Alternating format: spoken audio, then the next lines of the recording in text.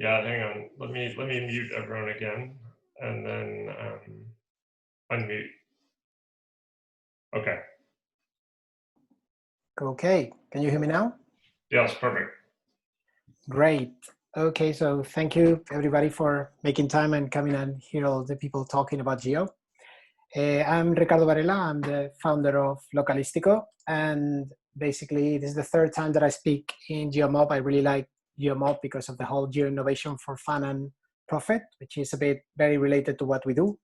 So we, of course, have a lot of fun doing this, but also we are a company, so we actually make money out of learning, basically teaching people how to use maps. And I try to make a talk where basically we talk a bit about some exclusive data that we have been able to collect and also to complain, because you get a lot of geo people together. What is not to, the best thing is to complain about, address, geocoding, the mapping platforms, probably everything. So in my case, here basically representing our whole team. Probably we're a distributed team of people with very strong backgrounds in product, geomarketing, and data. I worked before in Google Search and Google Maps and Yahoo Search, mostly related to geo as well. So I had the luck to work with Gary Gale, which is another Geomob classic, and to work with the maps and the geo teams in Google. And of course, we basically started this company to try to help people make the most of it. And we have some angel investors, Frontline Ventures, and from Funding Capital to kind of help us do things. We mostly work with large brands, retailers, food and services mostly. So if you ever try to search for any instance of the closest Morrison supermarket and whether they're open or not, or the closest Starbucks to you that still is serving something at 6 a.m. because you have to go to a talk, we basically put them in maps. So at the end of the day, we work with these teams that have tens, hundreds, thousands of retail locations to manage. And we make sure that every single time that they open a new location, we automatically send that location to all the mapping providers that we partner with. That includes Apple, Google, Foursquare, TripAdvisor, Bing, Factual, you name it. And then, of course, from there, it also goes to all the secondary platforms. So these voice searches that you do in Alexa, or every single time that you speak with Siri, if you ask them about local information, that comes from a feed that we help provide, right? In the words of our team, basically, we're like one tool to rule them all in terms of how it works, basically. We don't think we're much of a dark lord of maps. In reality, we're more like a humble servant, but it would kind of summarize what we do. And the interesting bit is that for most of these platforms, they not only, of course, are reduced to an area, so we actually work globally. So some of these retailers have got locations in 80, 50, 60 different countries. So this, of course, has a lot of issues regarding geocoding, as another speaker has had the opportunity to mention. But in our case, the main challenge comes not only from putting people in maps, which is great and dandy, but it's actually trying to breach all the data that those platforms collect. So if you think about you trying to find information or trying to be directed to a shop, you use like a variety of channels, right? I can use the store locator on the website for the retailer. I can use advertising because I can do geo-targeted advertising, that I think is the topic of another speaker today. I can use, of course, what we call earned channels, which is all these social, mapping, review sites.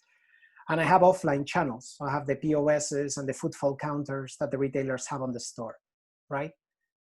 Because we work with large organizations, the main problem that they have is not only how do I coordinate the information between the store locator and the mapping and etc., but also how do my teams know what the other teams are doing, right? So for more large retailers right now, for example, that we are getting out of a lockdown or doing any restriction, online marketing wants to know which shops are we opening on a given week. But the people that know which shops are opening are actually store operations or the retail team, right? And if you have ever worked in a large organization, you would know that generally the left hand doesn't know what the right hand is doing. So that is no difference in the people that we work with. So we try not only to be the tool that does maps, but also to try to give them intelligence and alleviate those friction in between the different teams. And I think that's really what we do. So the other thing related to this is that if you've used any digital map recently, whether it is Apple Maps, Bing, or Google, or any listing platform like TripAdvisor, you would notice that these things are no longer give me a point and give me directions, right? They have a lot of information in them. One is information that the retailers can send to maps, so they can embed advertising, they can tell you where to go for click and collect, they can embed product information on these profiles. And more interestingly, they also collect analytics. So it's not only about reviews, like you would have seen in any Google profile, what are the popular times for a given store, right? That's basically Google not only measuring how many people have seen this store or how many people have clicked on directions, but also how many people literally have walked inside, right? And this gives very interesting analytics to retailers, because the traditional problem of on to off is that we cannot measure very well what's happening between those two worlds. Very soon we think that everybody's going to be able to do it. So what we try is to provide the support that actually helps the brands do this at scale. At the end of the day, our platform looks at it like that thing on the right. It's a SaaS platform, so it's self-serve, and it allows to basically the retailers use it to reach more customers, making sure that no matter where people are searching, they see your store. Analyze what people are doing, which is basically doing analytics. We're sort of like Google Analytics, but for the physical store, like a very, very stupid and reduced version of Google Analytics, by the way. And then we can take action, which is we do local advertising and reporting to kind of help those teams act on what they're actually doing and drive, more traffic to a shop that is not performing well and things like that. So basically that's what we do. And of course, in our case, we give them some kind of default maps and reports. The people that we work with, like the first presenter, don't really know what a GIS is. So we need to basically be very simple for them. In our case, we don't even let them customize many things. We just give them predefined reports that actually drive the analytics that are important for a retail or the marketing team, right? Including, of course, what every marketing person expects to find, which is a conversion funnel. How many people am I actually driving to the store? How much money am I actually making? If we cannot basically give them this, then the rest is analytics. And analytics, unfortunately, in product terms, are a vitamin, not really a painkiller. So people don't really like analytics that much. People like analytics afterwards. The first thing is you have to pretty much pay for your analytics. So the interesting thing about this is that we happen to work with all these global brands, and we were in a very good position to basically get data about what actually happened over these last months. For people that have been in a bunker, in case you don't know, we had like a coronavirus thing. So everybody basically has been locked down across different places in Europe. Everybody had to learn how to work from home. Not us, obviously, because we're mainly remote. But yeah, you may have taken basically the whole thing to, do Joe Wicks in the morning and be very fit, or you may have basically searched for every single restaurant that does delivery around you and order all the things, right? The unfortunate thing is that people say that during coronavirus, when you're staying at home, you've taken the best and the worst of you has probably come out. That is like, having to be close with people you like and having to eat or not eat, or having to exercise or not exercise. How much discipline do you have? I think that the interesting thing is that this has happened with the local platforms too. There's this saying from Warren Buffett about only when the tide goes out, who basically has been swimming without trunks. I think this has been a very good thing for seeing what actually happens in the mapping world, where we don't have what we're normally used to have, which is basically fresh information and time to react. So I think this is something that we should probably think about slightly bigger. I think you have to take all the good things that we can discover out of this, right? Obviously, a pandemic is not a good thing, but any learnings that we can take out of this, I think, are important. So one example of this that I wanted to share was, if you focus, for example, in Spain, which is where I'm originally from, is one of the countries where we operate. We work with a lot of different people, big brands in Spain, that give us enough data to actually be able to do statistically significant inference. So if you look at, for example, the whole time frame about what happened, in Spain, the first case reported was around the end of January. They declared national alarm around beginning of March, second week of March. By the end of March, there was a ban on all the non-essential activities. So basically, you couldn't walk the street, you couldn't open a business that wasn't groceries or pharmacies. And then like around May, like last month, we started actually de-escalating, which is started opening locations again and started kind of opening businesses, right? And supposedly by around June, July, we're going to be in a better situation, right? So the interesting thing about this is that this is an animation of actually the anonymized data for a given vertical across a number of locations. I tried to scramble it a bit because obviously this is private data, so I didn't want it to go too much in depth. But that is basically what happened with all the volume of impressions per store from January to February to March to April. So you can clearly see how basically everything went boom to the bottom, right? So that was actually very fast on a month-on-month basis. And now there's like a beat at the end where you can see it looks like it may take up again. And that has been basically these last couple of weeks, pretty much. To be clear, that's the still of it, because I'm not sure how it would come through in video. But that's basically from the top to the bottom, we lost pretty much 70% or something of the traffic per store for this specific vertical, right? And if you look at that, the other interesting bit was that if you look at all the channels, that wasn't uniform. So the mapping platforms, the Bings, the Apple Maps, the Googles, were the part that took the worst decrease on traffic. So if you look at basically, again, looking at the anonymized version, traffic went down pretty much 50–55% on the web search at the bottom. You can see there's a bit of a peak up at the end. That's actually how it's picking up now. But maps went pretty much down 9 times. So it was like the whole thing went really, really peaking down. In terms of total impressions, total usage, but that doesn't mean that it went down in actions. So the interesting bit is that even though the total traffic was declining, there were still sectors where customers were taking actions on the store. In particular, trying to check opening times and trying to find contact information to call people. I suppose you've all done this in the last weeks, like try to find who actually does delivery and is still open at this time. So if you look at actually those analytics, looking at the base, which is the one there, you can see that actually in the last month, we have more calls to the shops that we normally had at this period any time of the year. So it's actually like 50% up from the normal amount of calls that we receive. So this means even though there's less traffic, the traffic is very specific actioning on those stores. You can see that actually the traffic is way down, but the actions, all the actions are pretty much around the 70% still. But in the case of calls, they're actually more than they used to do before. So this is really important for other retailers to kind of know you have to man up the call centers, and you also have to continue updating your customers to whatever's happening, because the good and the bad of this is that people were making calls because they didn't trust the information in the platform anymore. And that is not good if what we want to be is basically that platform that people use to be basically informed about those customers. I'm not talking about Localistico, I'm talking about Apple Maps, I'm talking about Facebook, I'm talking about Google, right? If you want to be the source of information, you have to be the source of information. For people that work in similar areas to us, so you know, this is a bit of an anonymized version again, but we saw some industries get hit really heavily, and this was hotels and automotive, for example, where the traffic went down 95% pretty much in 2 weeks.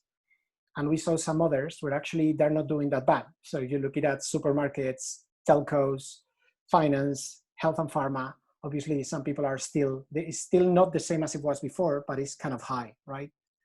And then we are trying to organize this, but how much do we expect to recover? So a bit based on how quickly do we see it's ramping up, kind of which ones do we think are going to come back? Like for example, we think restaurants, even though they got hit badly, they probably are going to come back earlier, because I think everybody's kind of really wanting to go to a restaurant very soon, right?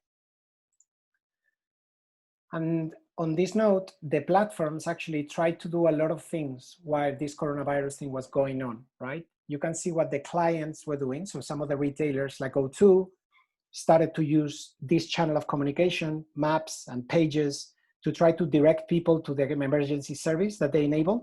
So for example, in all the O2 shops in UK, you could see that the store is closed, but we have next day delivery. So please pick us up here, and then we will actually take it to your home. And then there was a lot, of course, of we are still connected, we are still together, we want to take care of you posting all around social. So that's also something we do from the platform, but it was something that all the retailers have been doing, I think, pretty well. And then the platforms, in this case, I'm picking up in Google and Facebook in particular, launch special guidance for the retailers. So they said, if you're affected by this, please make sure you keep in contact, you adjust hours of operation, you tell people if you have extra services, you mark your business as temporarily closed, you share updates, you answer questions.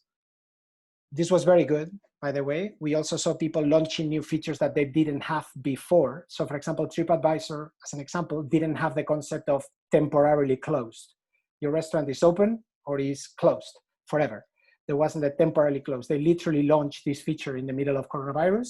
So hats off to your team.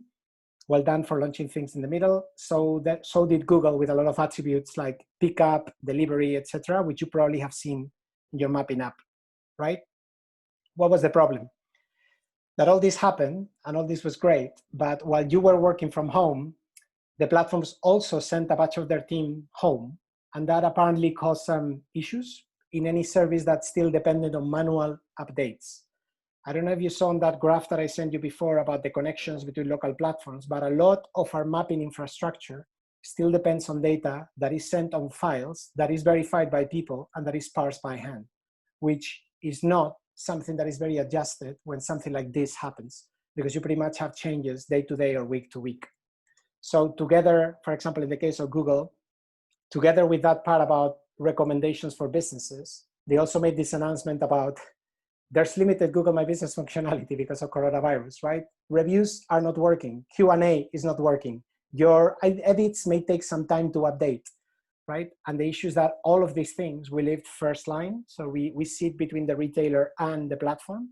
So every time the platform fails for something, our clients basically raise it up with us, right? So there's a lot of these things that happened and that shouldn't have happened, because it's in this moment where actually the retailer needed more to communicate with their customers, right?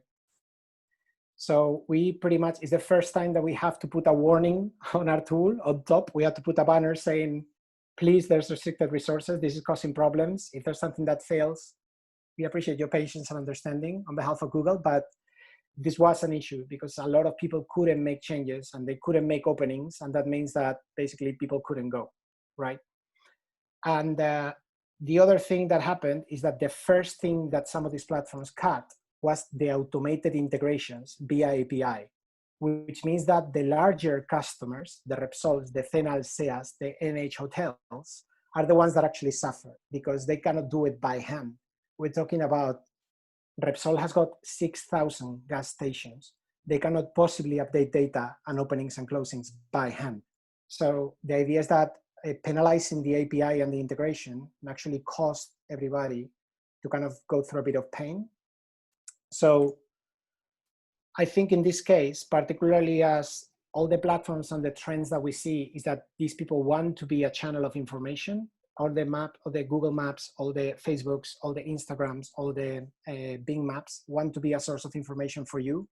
So if you want to do this, one is that if you want to be a serious data channel for a retailer, you need more instant updates. We cannot continue trusting file-based ingestion with manual checks, etc. Because the moment that retailers goes into what happens if people start doing pop-ups, what happens if people have flash sales and events, you know, if you take a month to process geographical data, that pop-up may be closed by the time it's actually appearing on maps. So that cannot be, right? Disabling automated and API systems doesn't work very well for a large brand because they depend on those things. So I think there should be some system of tiering regarding who's sending you the data. And then finally, that blending of data from third parties. I can do another separate talk about how blending works. Blending is the process where you get multiple sources of data from a map and you try to choose what's the data that you're going to display. That blending has got to take less weight when you're talking about an official brand information, right? Because when people, in this case, Facebook and Google particularly, launched temporary closings, they basically got information from the government about which areas were closed, and they closed all the shops, ignoring the official information that some of those brands were launching sometimes. So that is not kind of a good thing. And I think this was kind of all exposed because, of course, the combination between people working from home, reduced manual effort, a whole chaos that everybody had regarding openings, closings, etc. We totally understand. But if that had to be a trusted thing, we have to do it a bit better, basically, right?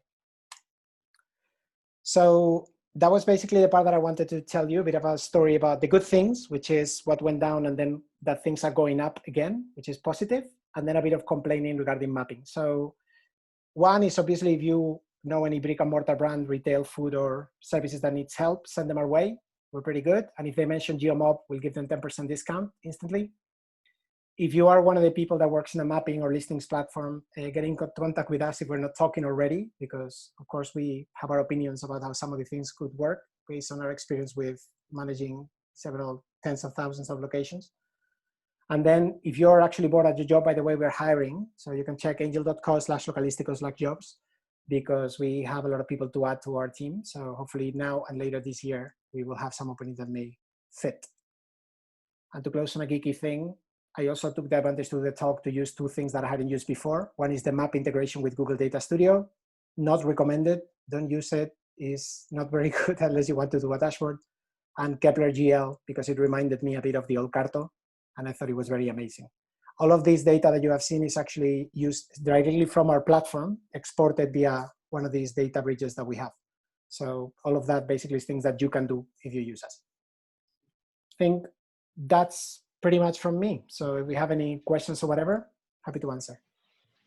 Thanks very much, Ricardo. Maybe let's applaud everyone first, and then we'll dive into the questions.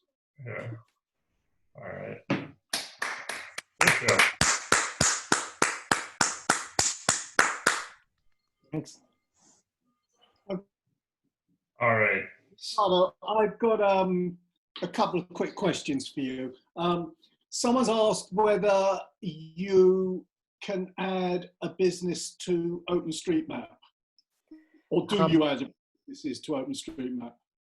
Nope, actually, we still haven't added the OpenStreetMap publisher. We have a file that we could send to OpenStreetMap as of now. The issue is that OpenStreetMap is one of the platforms that I understand has a special way of editing in. So we've been kind of going over back and forth about do we add it, do we not? OpenStreetMap doesn't have many consumer users for most of the retail area that we work with. So it's not like high on their priorities, but it is high on our priorities, because we always thought that is something that we can give back in a very easy way. So if somebody is interested on getting to work with us and to how can we send them the data for free, we'll be super happy, because OpenStreetMap doesn't charge, so we won't charge anything for an integration with them. Okay, and I can see Harry Wood and Andy Allen are here this evening, and hopefully one of you two guys will reach out to Ricardo and see whether you can help him to make that happen. It would be great if you could do.